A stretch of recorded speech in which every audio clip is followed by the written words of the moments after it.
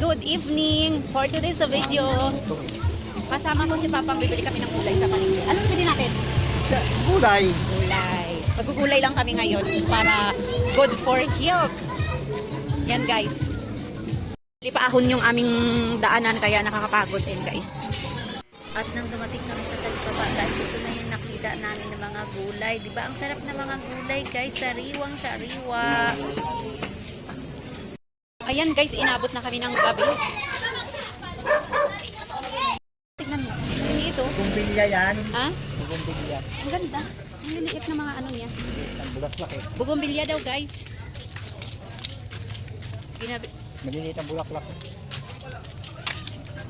Dwarf? Dwarf yun? Ha? Ha? Alam mo ba yung dwarf? Hindi. Duwende. Ano yun? Duwende. Duwende? Yung maliliit na ano, maliliit na Tao? hindi. Duwende.